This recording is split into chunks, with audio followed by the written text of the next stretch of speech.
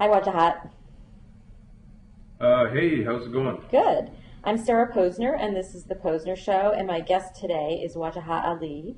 He is a writer and an attorney, and he was the lead author of the investigative report that was published by the Center for American Progress on Islamophobia in the United States called Fear, Inc.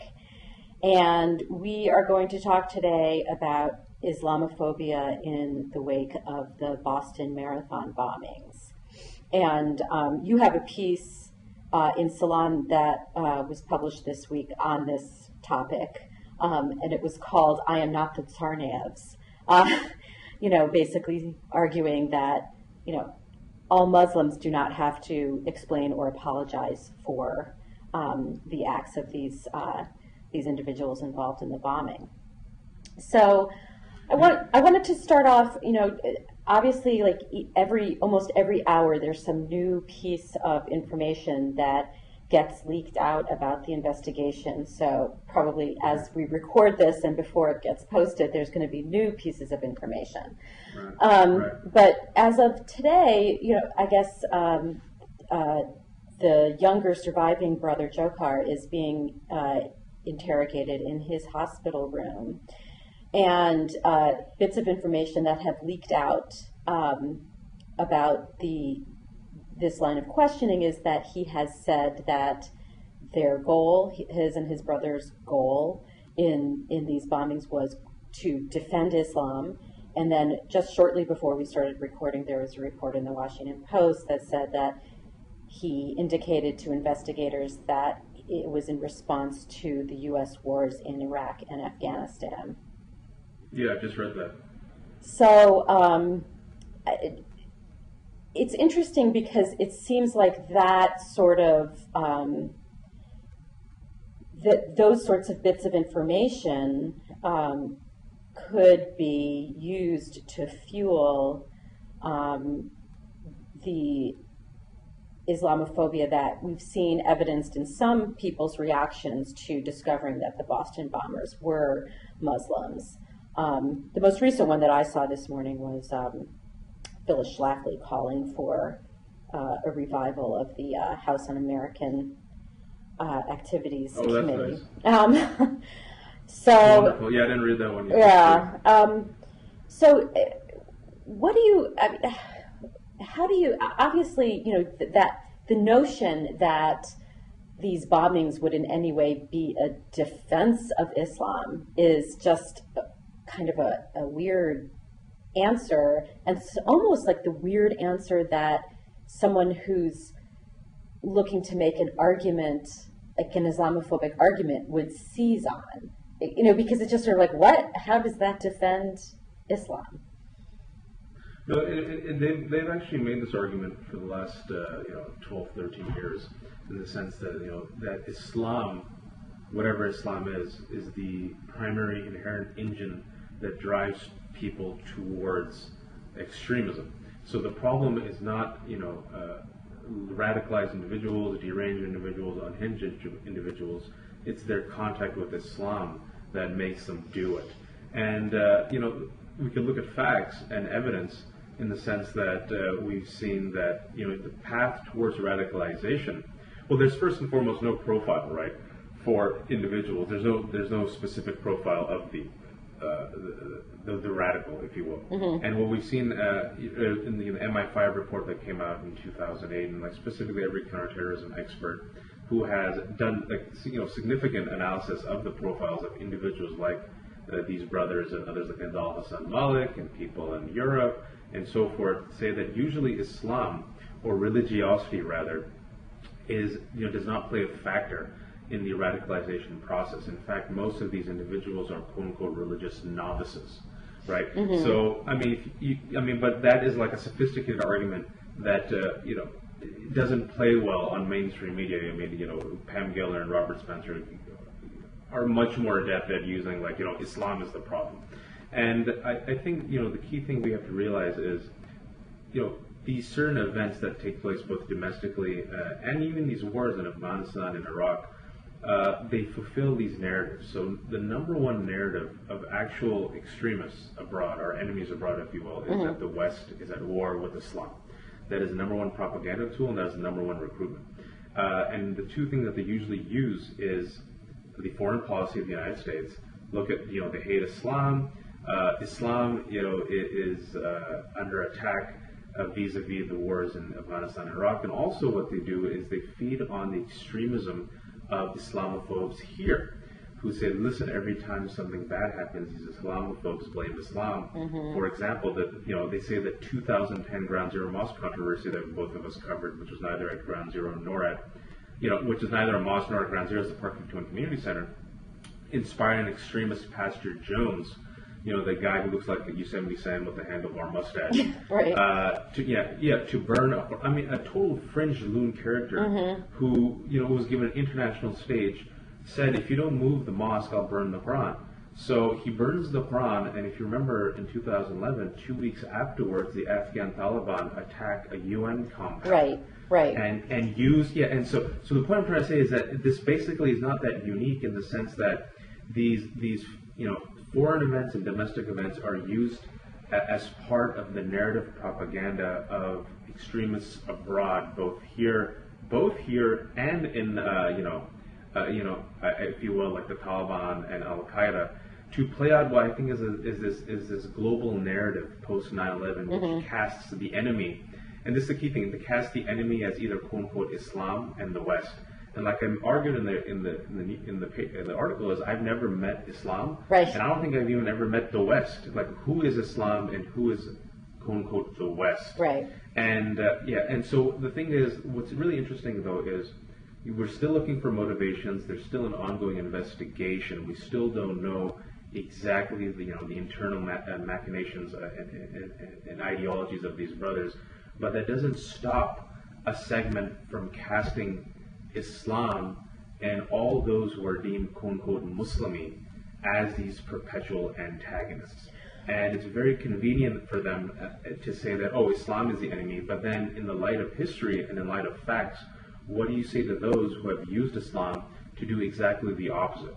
To both help law enforcement, to renounce extremism, right, to offer prayers of peace. So I think it makes for a very tasty, easy mainstream soundbite that the Islamophobes latch onto.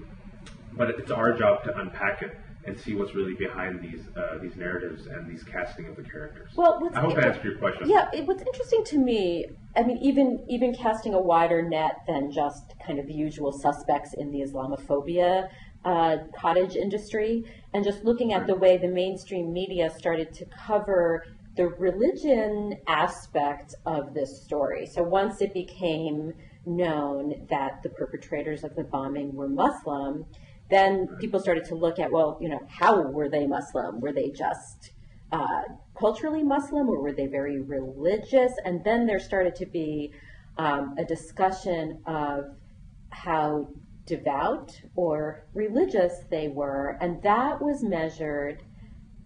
both measured in terms of, oh, well, did they start praying 5 times a day, and did they start studying the Quran, and did they do these markers that indicate devoutness, or may indicate devoutness, not necessarily indicate devoutness, right? And then kind of equated that to, oh, well, they became more devout, and that word to me is in question. The meaning of that word is in question. And therefore, that is what fed their radicalism. And that seems to me, to be a misreading of what devout is and what it was that fed the radicalism, right? Because if they were devout, you could argue that wouldn't have caused them to bomb the Boston Marathon, right? Yeah, you're delving into some tasty stuff there, Sarah. Like, we can unpack all this stuff for a while. It's true. I mean, if you look at the studies, right, the studies of actual counterterrorism and counter-extremism experts who've been following this for the past 15 years, it seems that actual quote-unquote devoutness, people who actually understand the religion and people are religiously observant, it seems that overwhelmingly that seems to be a deterrent to this type of radicalized behavior. Now, of course, that doesn't, conform to the mainstream narrative that you just mentioned, but that's the reality. We've also seen in America according to these MAPO studies, that those Muslims who are quote unquote devout and who actually attend the mosques happen to be more civically engaged and more politically and culturally engaged with America than those who aren't. Now again, the reality runs completely contrary to the perception. And I think this is an interesting point to mention, that the reality of American Muslims is actually, if you look at all the studies that have been done, it's something that we should give us a sense of exhale and relief. They're, for lack of a better word, where that means mainstream, they're moderate, they renounce extremism, they renounce the ideology of Al-Qaeda. I think there's a diversity of they're the most diverse religious community in America. They're people who are religiously observant. They help law enforcement and so forth. But if you see the perception, like you just mentioned, the perception right now has Islam having the lowest favorability rating in its history ever. Like even more so than October 2001, a month after 9/11, right? We see the rise of mainstream politicians asking for loyalty oaths, and nationwide protests against mosques, and these anti-Sharia bills. And what they've said is the two key factors that explains the difference between what you said is the reality versus the perception of Islam and Muslims, or the devout Muslim, is number one, ignorance. 60 to 62% of Americans say they don't know a Muslim. And number two is, this sounds like a cliched answer, but this is what the study shows, media misperceptions, where, anytime we talk about Islam or Muslims, it's a sensationalistic story. And as you and I know, just a couple of months ago, the American Sociological Review just came out with a study that said that, the covering of Islam, quote-unquote Islam, in the mainstream media has essentially been driven by the Islamophobes. So the Islamophobes in America have done a really good job in actually presenting and mainstreaming their fringe rhetoric and memes about Islam, to the mainstream media. And I think as such what happens is there's a good Muslim and there's a bad Muslim. And I just want to make the point that after 9/11, it seems that the narrative of Muslims, right, in America is forever anchored in what I call the stasis of national security. So the good Muslim there's twofold things here, real quick. The good Muslim is he or she who helps law enforcement, and the bad Muslim is by default, I guess the scary, either the person who commits criminal acts, or this is what's interesting in what I've seen in my personal life, in certain circles, you're the good Muslim if you drink champagne, don't pray, and are culturally Muslim, but you are potentially a bad Muslim, or you're a suspect of being a quote-unquote bad Muslim, aka fundamentalist, aka extremist, aka not really quote-unquote American, aka misogyny, aka brown and hairy and bearded. I mean, let's just throw it all out there, right? If you engage, if you do those weird things, those fundamentalisty things, fast during Ramadan, or not eat pork, or pray. And I've had conversations like this in otherwise sophisticated intellectual circles, where people go, "Oh, you're one of those types of Muslims," once they find out that I don't drink. And you ask a big question. I just want to touch upon it, what I think are some of the roots of it, and what we're dealing with. And I think it plays out what we're seeing right now with these brothers, right? They don't look like the quote unquote typical Muslim that we associate with these types of acts. They don't look like the quote unquote typical profile and the typical antagonist that we associate with these acts. And as we've seen, and as we've already discussed, there is no model profile of radicalized individuals. They're very diverse. I wanted to make a couple points in response to that. One was that there was an anecdote that emerged from all of the reporting about the brothers, about how Tamerlan, the older one who's now dead, was kicked out of a mosque in Boston for basically, saying crazy stuff, right? I mean, so it's like the opposite. So when Congressman Peter King had those hearings a few years ago, about the radicalization of Islam within the United States, trying to make this argument that Muslims, including American citizens, are being radicalized in the United States. And remember, he put out there that completely unsupported statistic that 80% of the mosques in the United States are radical or fomenting radicalism. I can't remember the precise description 80 that to he 85%, right. But he did use that completely unsupported 80% figure. Well, it would seem that from that anecdote about Tamerlan Tsarnaev getting kicked out of a mosque in Boston for standing up during the sermon and contesting various things that were being said, like a comparison of Martin Luther King Jr. to the Prophet Muhammad. Now I don't remember what the other one was, but there were a couple of things that he contested, and basically the people in the mosque said, I'm sorry, you're not welcome here if you're going to just get up in the middle of the sermon and start yelling at people and doing that sort of thing, which sort of is the complete opposite of the stereotype that King was trying to put out there by saying, oh, well, these mosques are just hotbeds of radicalism, and that's where these potential terrorists are learning what to do, is actually in the mosques.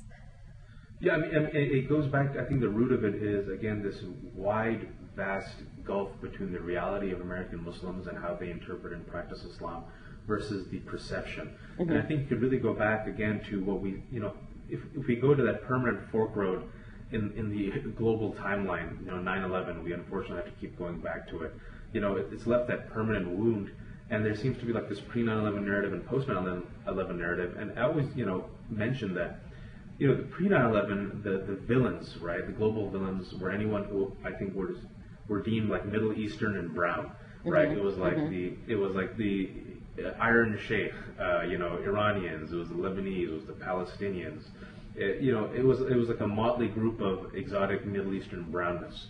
But again, going back to what we've been talking about, post 9/11, the enemy became quote unquote Islam, whatever Islam is, and it became kind of this civilization global warfare between Islam and the West. And Islam encapsulates anyone who looks Muslimy, or anyone, like you've already mentioned, is devout. And you made a really good point right now with that mosque story. I'll give another story where, the elder brother stood up and started railing against the imam during Friday prayer. And as you know, during Friday prayer, there's a sermon. Right. And then basically, the reason why he did it was because the imam was saying that Martin Luther King is worthy of emulation for his character traits, and Muslims can learn from Martin Luther King. So apparently the elder brother says, how dare you tell us to act like a quote-unquote non-Muslim? And exactly as you mentioned, the congregation said we kicked him out because, quote-unquote, he was acting crazy. Another mosque, and this goes to show you how labeling and language and perception and images are really important, because they affect government prosecutions and interaction with law enforcement. Something that, those who are deemed Muslim don't have the privilege, like I've argued, that compared to those who are, say, white. The net is cast wide. And I'll give you one more example, is that there was a mosque, as you know, 2 years ago in Orange County, California, who had a restraining order against one of these people who used to go to their mosque saying, hey, this guy's saying crazy stuff, he's talking about jihad and this and that. And what we found out was that the gentleman who they received the restraining order against was actually a mosque crawler, a gentleman by the name of Craig Montel, who was paid by the FBI to infiltrate mosques and essentially say crazy things. So this is actually good news that the mosque that he was paid to infiltrate actually realized and recognized that this actor was crazy and got a restraining order against him and kicked him out. And of course, this also shows us what happened with that mosque in particular was just a month before that was discovered, mosque leaders got an assurance from local, law enforcement and the FBI that they weren't under surveillance. So, I mean, I kind of, it does show you that, actual American Muslims and American Muslim communities, those who are quote-unquote devout, overwhelmingly seem to be just as terrified and disturbed by the quote-unquote radical and obnoxious behavior of these individuals, just like any other quote-unquote American. And I said quote-unquote American, we could talk about that later as well. Right. Well, I think also, there's a couple of things packed into what you just said, and that is that there's another reason why the two brothers, the Tsarnaev brothers, did not fit a kind of stereotypical profile of the Muslim radical terrorist type, is because they weren't Middle Eastern. And I think that for a lot of people, it was just sort of like, what? I mean, of course, there was the whole thing about people didn't even know where Chechnya was, and they confused it with the Czech Republic. So, the Czech embassy had to put out a press release saying, we're a different country. We're different. This is a different. We're not Chechnya. It's the Czech Republic. So the ignorance level is fairly high. But so a lot of people are trying to unpack their ideology in the context of Chechen history, and I guess it's turned out that their mother is not of Chechnyan origin, but their father is. But just of that region and their conflict with, the ongoing conflict that they've had with the Russian government, and before that, in the Stalin era, that how they were basically expelled from Chechnya. And it's a very complicated history, and it's not that clear that complicated history explains what they did either, because there seem to be a lot of factors playing into their behavior, some of which seem to include family issues, and there's a lot of evidence that from social networking sites that they had, that at least the younger brother was an enthusiastic pot smoker, and and I'm not saying that pot smoking leads to any particular behavior either, but what I'm saying is it's a much more complicated. People are more complicated than a profile of what you would think a terrorist looks like, or what you think a criminal looks like. And but I wanted to point out another thing in the coverage of trying to unpack their family's history in this region of the world. I was reading, I think it was on Yahoo News, a piece that was talking about how Islam, as practiced in that region of the world, has become, and I can't remember if they used the word devout, but the article did talk about, you see more women wearing hijab, and so it just seems like, it's becoming much more intense. Therefore, of course, that must mean, right? But the beef that Islamic insurgents have there, which has been made clear by a group there, which disavowed and distanced itself from the Boston bombings, is with the Russian government, not with the United States. And so there are these regional conflicts that play into it. But so while you have this article talking about how people are becoming more quote unquote devout in that region of the world, there was a Pew study that was put out this morning, and it said that Muslims in Chechnya in particular are the most likely of all the Muslims in that region to say that violence is unacceptable in Islam. And probably, yeah, go ahead, sorry. So it's just, there's so many, it's not, I mean, it may be that these brothers were misled or delusional or something to think that somehow placing bombs at the finish line at the Boston Marathon was a defense of Islam, or think that it was somehow an appropriate reaction to the U.S. wars in Iraq and Afghanistan. I mean, that may be what the younger brother is saying from his hospital bed, and I think that we won't know the full scope of that for a while. But, it doesn't mean, like I said, they could be people harboring some serious delusions about, in particular, their own ability to have an influence on anything. I mean, obviously, like they had a horrific influence in that they killed and injured a great number of people. But in terms of an ideological influence, it seems like they were harboring some sorts of delusions about that. Let's look at. If you look at Anders Breivik of Norway, he ends up killing 77 people, leaves behind a 1,500-page manifesto detailing exactly why he did what he did. Right. And for him, the murders were necessary to, number one, both punish Europe for being multicultural, liberal, and allowing themselves to be Islamicized and transforming themselves into Eurabia. And it was also a defense to keep Europe pure. So, of course, the question would be, dear unhinged mass murderer, how do you think, killing innocent people, especially youth, will allow you to defend Europe. And similarly with these two brothers who, I mean, I think you've read those articles that have showed that these were not the most intelligent and sophisticated of people, who stayed behind 3 days after the bombing, who, I think the younger brother went and even worked out.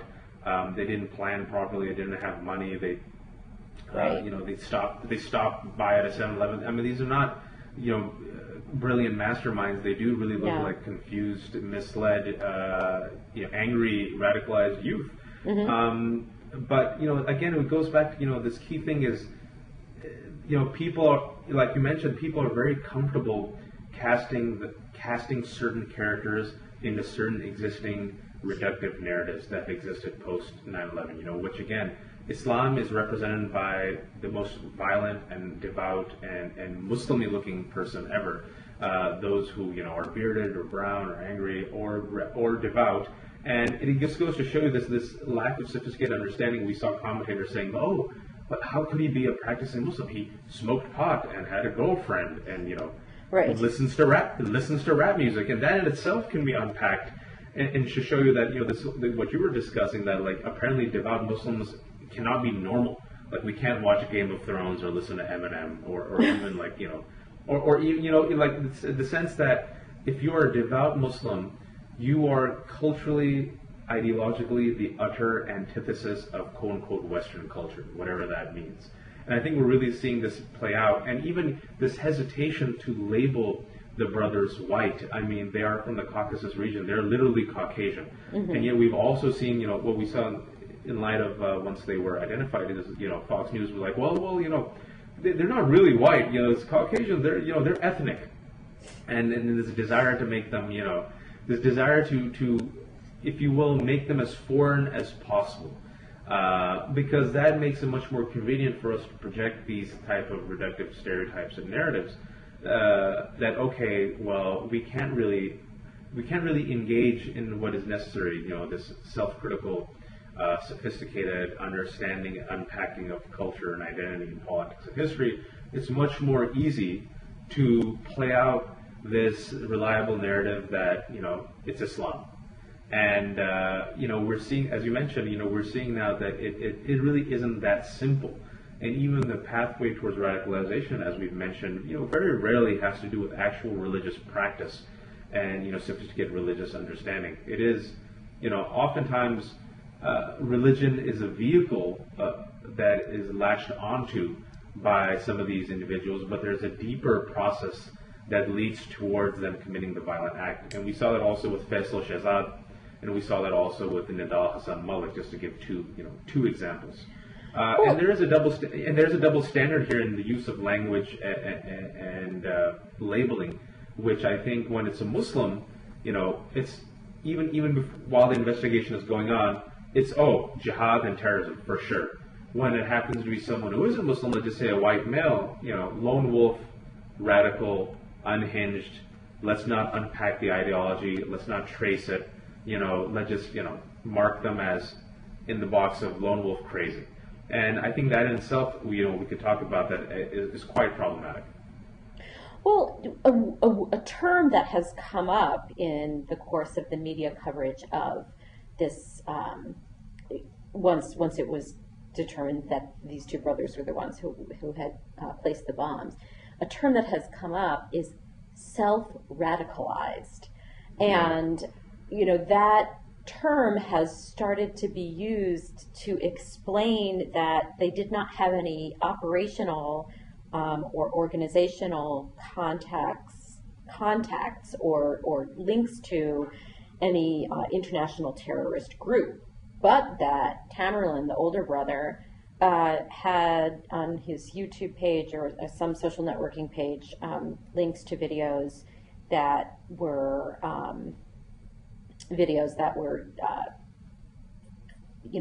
also popular favorites of Al-Qaeda terrorists. And so it's sort of a word that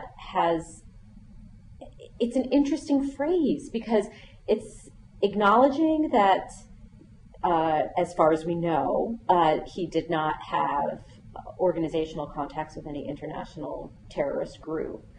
but that, like anyone on the planet with a computer, had access to videos and whatever other materials may be out there. And I don't know, it's sort of an interesting word, because once you start, what does it mean, self-radicalized? So does that mean, I don't know, I mean, it's kind of an interesting phrase. I think we don't even know what the word, I don't think we've even come up with the proper definition and understanding of terrorism or terrorist, let alone, radicalized. And that's what I'm trying to say is the terrorism of these brothers very different from the act of terror of Wade Page, the white supremacist who had history of white supremacism, right? And last year went into a Sikh temple, I believe in Wisconsin, and killed 6 people. What's the difference? Why are we so easy and quick to label these brothers terrorists, jihadists, and Wade Page is still seen as a lone wolf, lone radical. What is the definition of terrorism? What are the categories? Who gets to decide? And I mentioned that in my article because I think that it goes back to what you were just saying, is when we look at, I think the reason why people are much more critical now in asking these questions is in light of the tragic numerous shootings that have occurred over the past year. I said Wade Page, for example, Anders Breivik, Jared Loughner, the killer Lanza, the killer of the school in Newton, and so forth, the Aurora shootings. And these were is terrorism defined as quite literally using violence in a sensationalistic manner and putting people in the groups of terror, or is the more traditional understanding of terrorism as the rationalization and use of violence against a civilian population in furtherance of a political or religious ideology?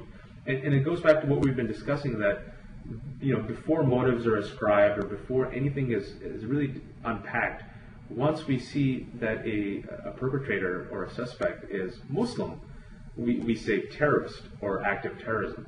When it happens to be someone else, it's lone wolf. And even like you said, now they're saying self-radicalized. Even the definition of radical is something that we haven't really discussed. Right, because radical can be good. Yeah, political radicals.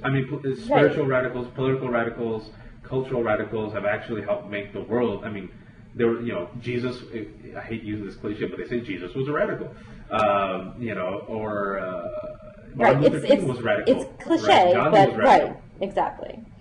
Yeah. Well, another interesting. Yeah. Well, another context that I was thinking of was Scott Roeder, who is serving a jail sentence for assassinating George Tiller, the doctor who provided abortions in Kansas, Sure. And he assassinated him.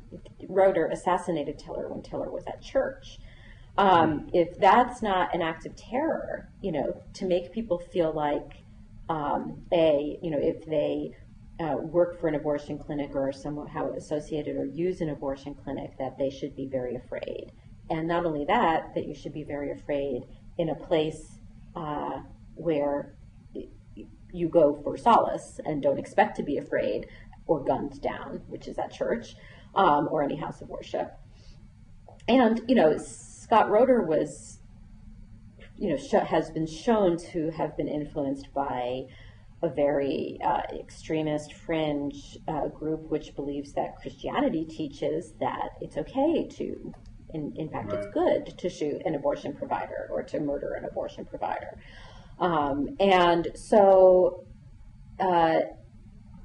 it's just in furtherance of your point that, in that case, there wasn't a great deal of worry that Christianity was somehow had been broadly radicalized, and we should be afraid of people like Scott Roeder murdering doctors.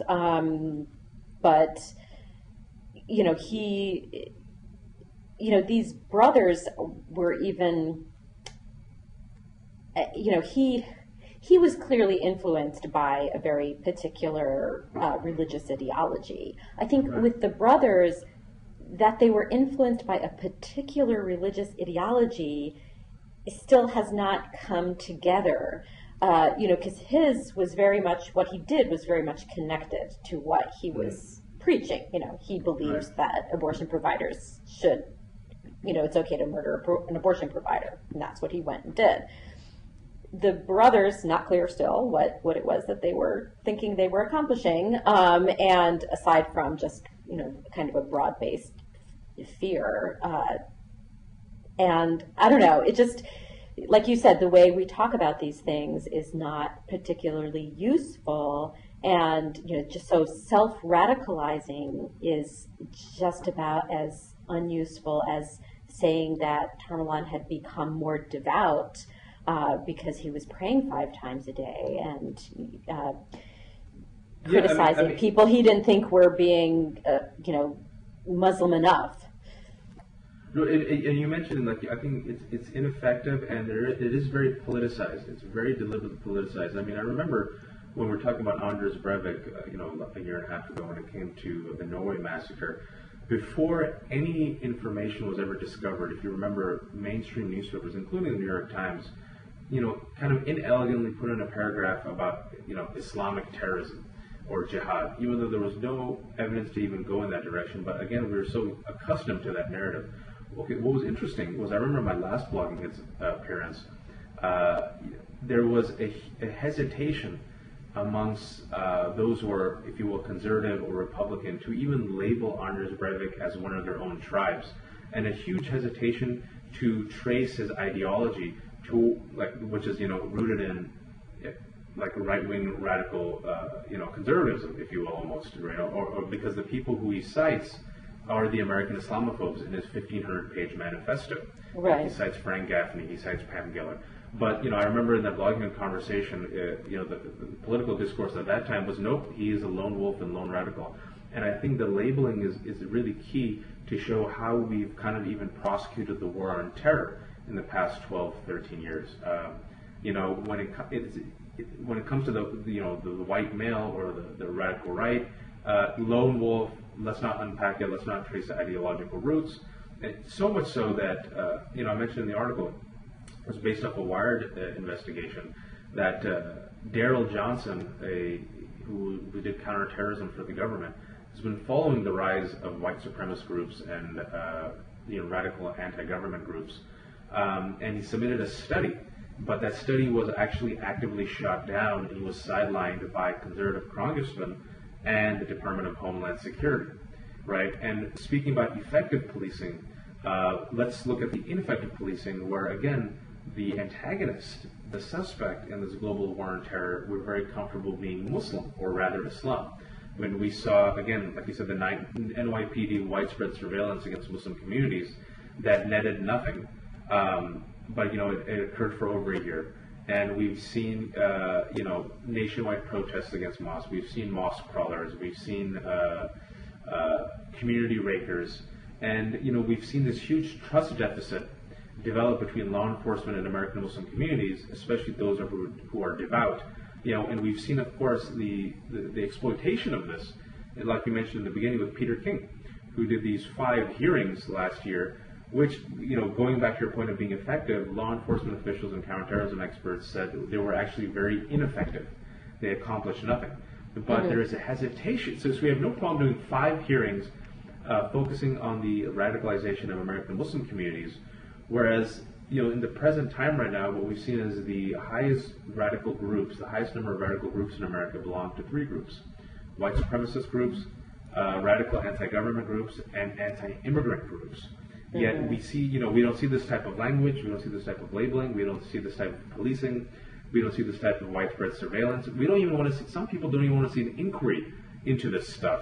And I think a lot of that has to do with both the racial component, I think the religious component, because some of these people who do commit these acts happen to be Christian, not religious, but, self-identified as Christian, like Anders Breivik.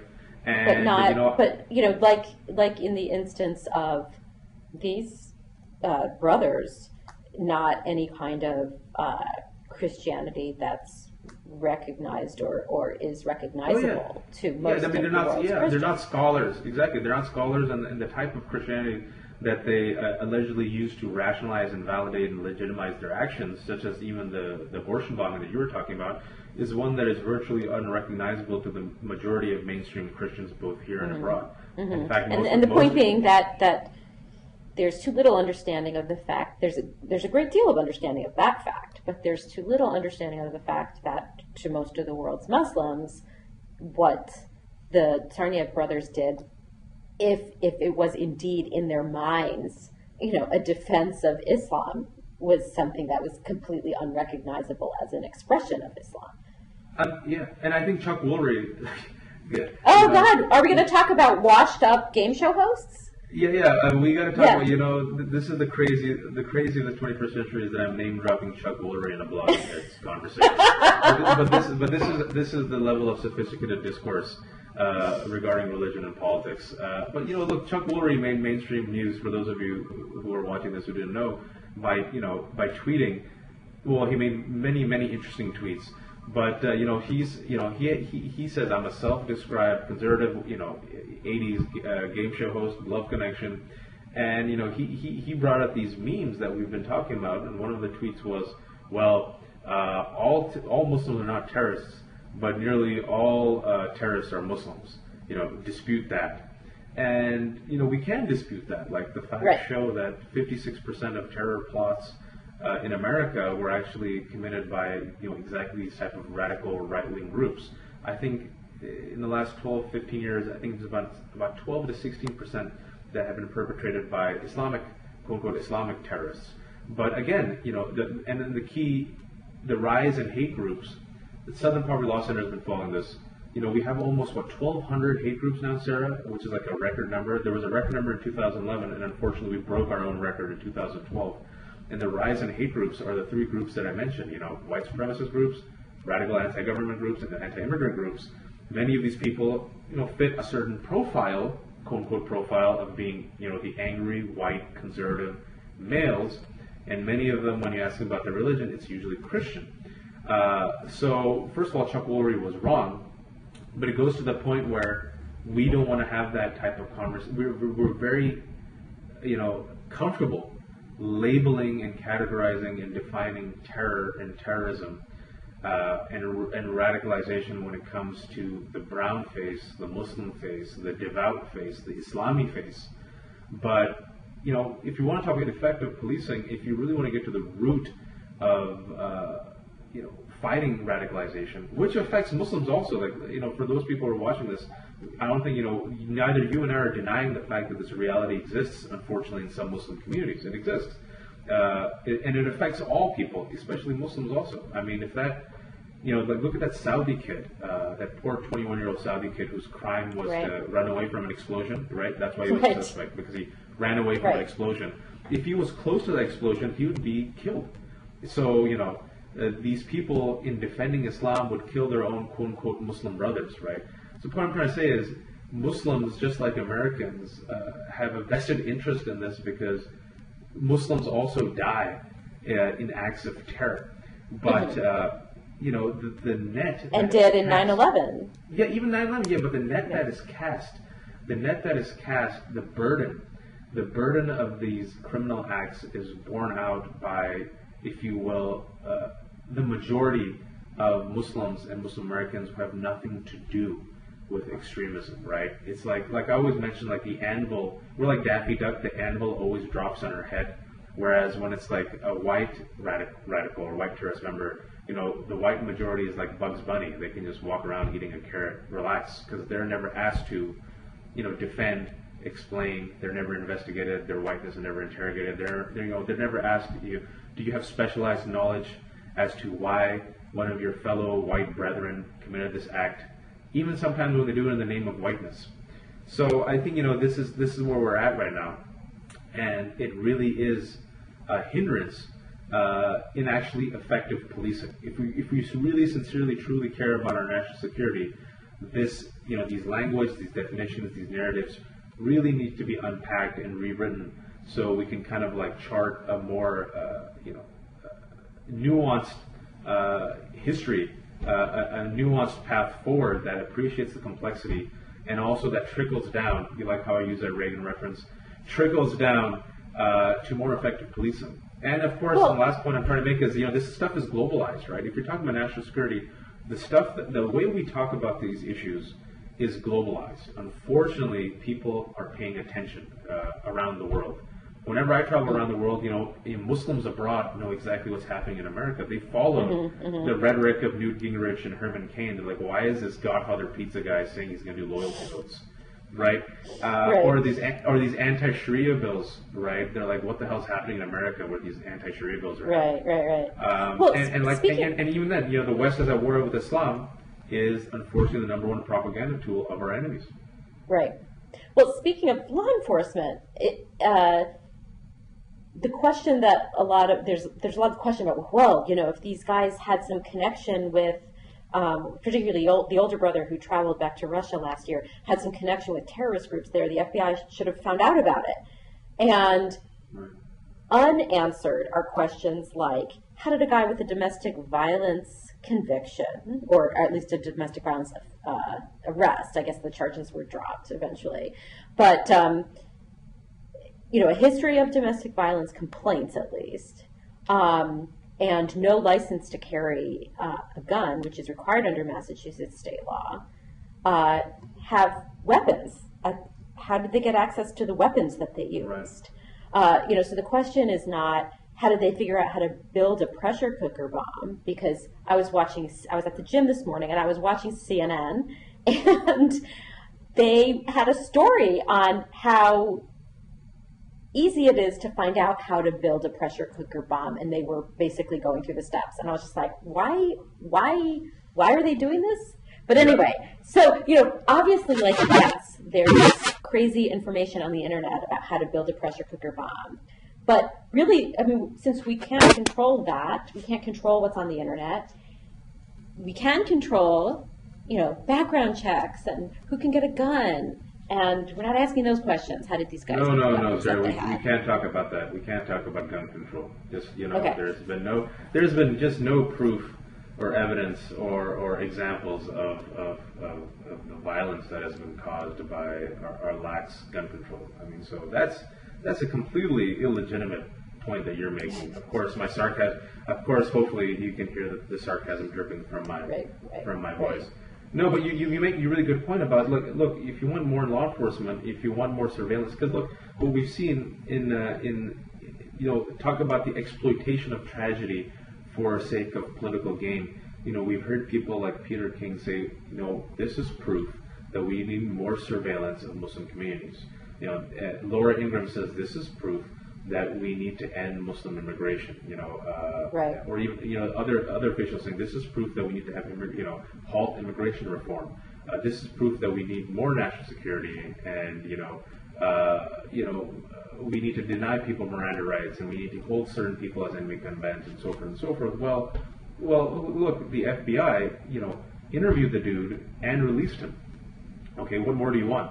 At the same time, if you remember what we call the Nigerian underwear bomber who failed in his quest to blow up the airplane when it landed in Detroit, his father actually tipped off law enforcement that my son is radicalized, and that the gentleman's name should have been on the no-fly list, and yet he was still able to board a plane and land in America. And I think so. That's what we're saying is, we've had enough policing. We just need intelligent, effective policing, right? And what we've seen that again is what you've accomplished instead is, unfortunately, you kind of traded rights for the illusory feeling of safety. And usually, the rights that are compromised here in these moments are the rights of the minorities, of the marginalized of our communities.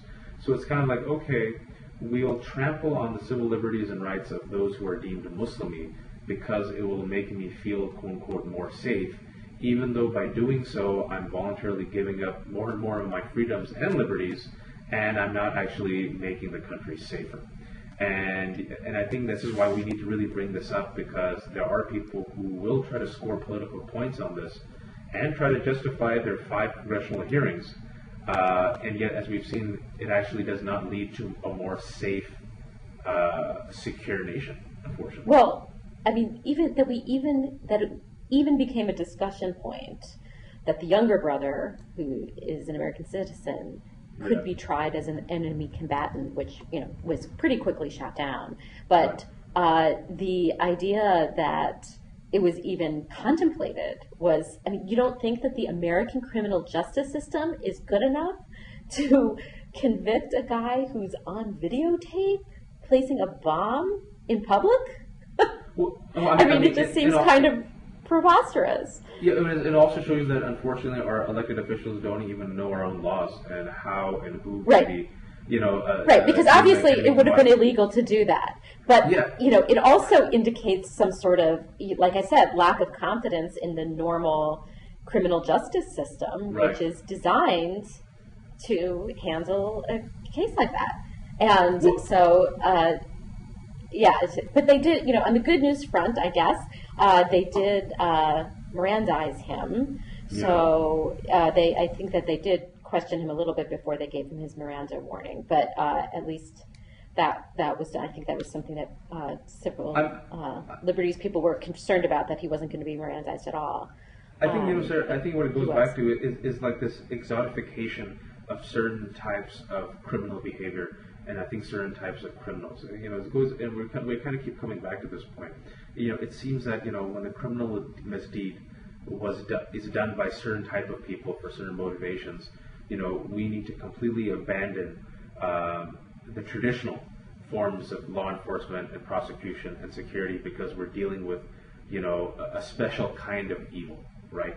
And it goes back to this type of language that we've used, this special type of enemy, a special type of evil, a person who is in conflict with Western culture and Western ideas, a person who hates freedom. These devout fundamentalists, they don't understand and appreciate or comprehend these the bedrocks of our Western culture, right? And as such, we need to use a certain specific type of advanced, enhanced language and interrogation and torture and surveillance and law enforcement to take the fight to these enemies. Otherwise, freedom will fail. And I think that's kind of been the narrative that's unfortunately been popularized by certain political and cultural entities of the past 13, 14 years.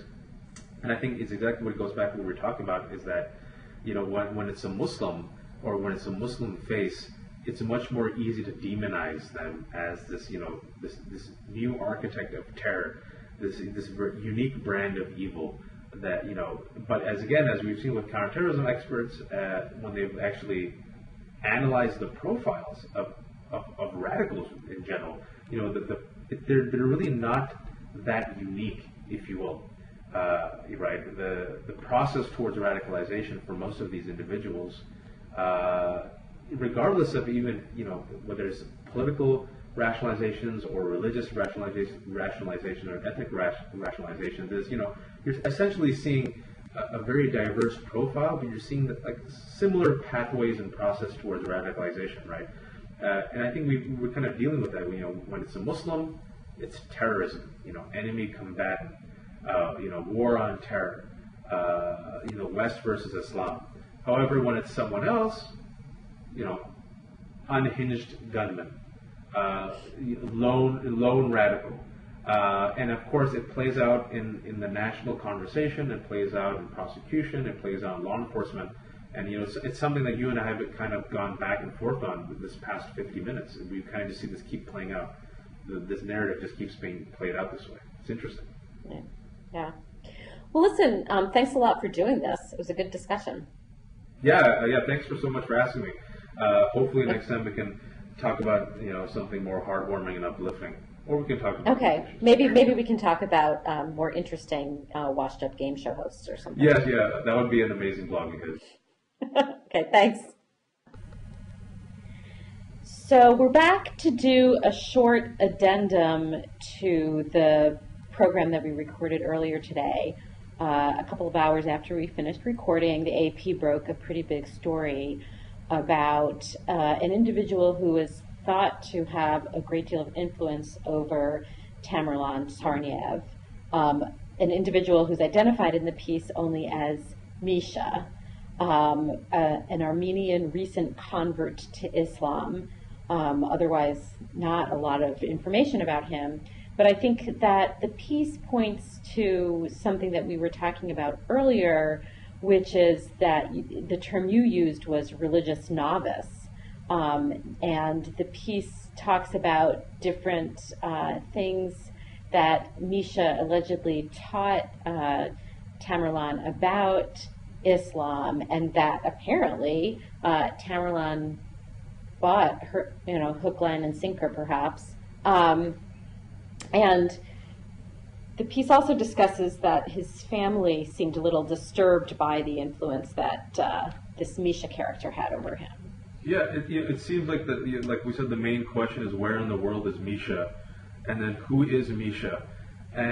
But what's interesting is, like you mentioned, there's two things. Number one, it does confirm all the counterterrorism and counter-extremism reports that we've seen in the past 12 years that suggest that these people who do become terrorists or radicalized, however you want to define it, are religious novices. They don't have a sophisticated understanding of religion, and most of them aren't actually even that practiced, number one. Number two, I think what's fascinating that what we were talking about is even his family, Tamerlan's family, his father in particular, had a diversity of interpretations of Islam and what they thought Islam meant.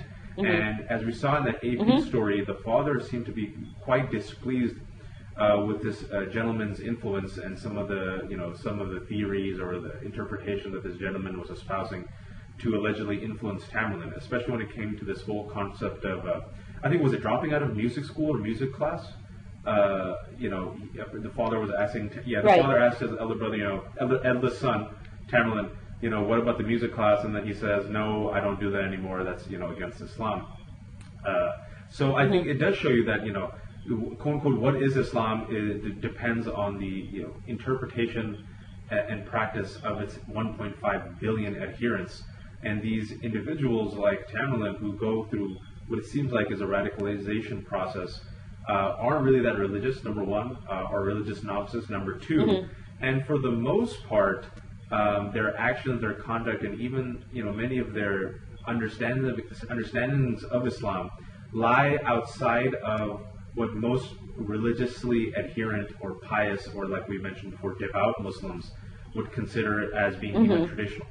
I think that's interesting to unpack. Well, in the piece talks about how his mother apparently seemed to buy some of this stuff that or at least not question the fact that Tamerlan was learning something or picking up something from this Misha character. But the father seemed disturbed by it. This father seemed to indicate, or was it the father or the uncle, that this was not the sort of Islam that they grew up with, or that he was raised in. Yeah, it's interesting because even I think we have so many different characters now. It seems like we do need a reality TV show, a surreal reality TV show. But like Uncle Ruslan, who did the press conference, and even the father, they identify as Muslim. They identify Sunni Muslim. They were raised with a Sunni Muslim background, and for all intents and purposes, they seem to be practicing.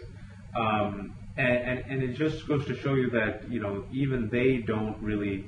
It seems from what they say, they're shocked by the turn of events that have turned these two young, otherwise quote unquote normal men to allegedly commit these acts, and both have renounced it. Both as family members, they've renounced it. On an emotional level, they've renounced it. On the ideological level, they've renounced it. And they've also renounced it as Muslims, as being outside the folds of Islam.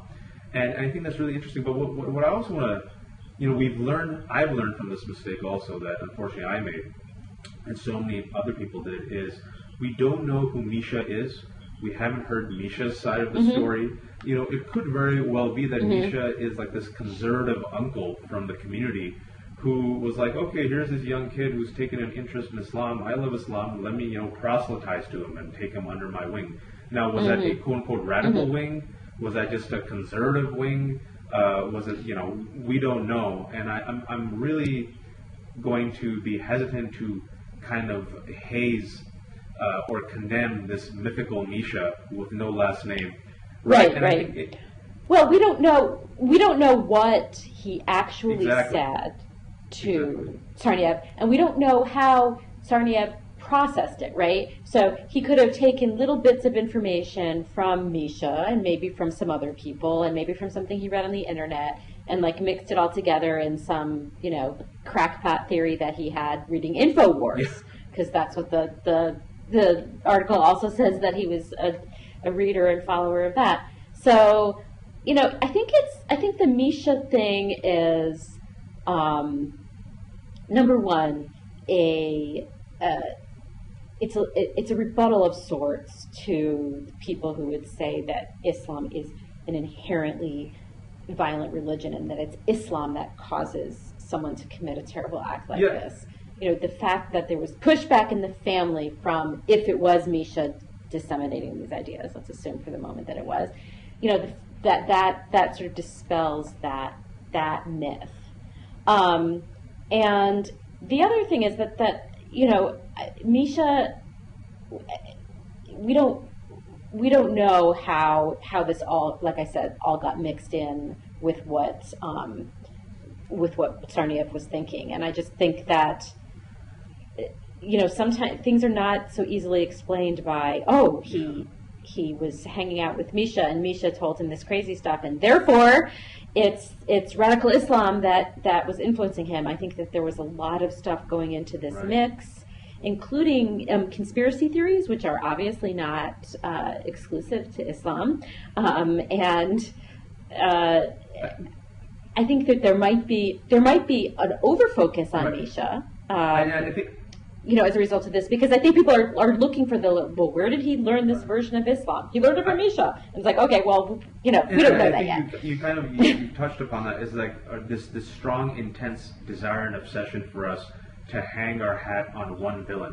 One villain, you know, is it InfoWars? Is it the mom? Is it Misha? Is it radical Islam? Is it the internet? Like, we have to blame one culprit. We need a simplistic and scapegoat for this. And as we've discussed for the past, you know, hour, that scapegoat is Islam, and then Islam would then be personified by Misha. But as we've seen in the process of radicalization of so many people, like Tamerlan and others who radicalized not due to religion, but say due to politics or other religious groups or separatist movements and so forth. You know, it takes a process towards radicalization. It usually just doesn't happen overnight.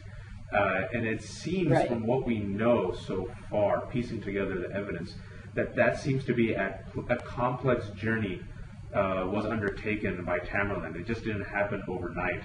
And it seems like, and I agree with you, it seems like a mishmash of, you know, okay, maybe it was his visit abroad, maybe he was unemployed, you know, he had to give up his boxing career, he felt increasingly alienated, he got into contact with maybe this Misha guy who put stuff in his head. We don't know. But again, I think, you know, it's very easy, reductive, simplistic, and I think irresponsible to blame, quote unquote, Islam. Because as we've seen, you know, Islam doesn't speak, Muslims do. And as we've seen from just this case in point example, Muslims seem to be, you know, speak very diversely and differently. And have a diversity of interpretations of how they practice and live out their religion. And, you know, the father and the uncle in particular seem to be examples of what we've seen repeatedly in America and abroad, that those who identify with religion and are religiously practicing seem to be much more deterred from behaving like, you know, extremists, really. Yeah. All right. Well, thanks for talking about Misha. Thanks so much. Take care. All right. Okay. Bye. Take care.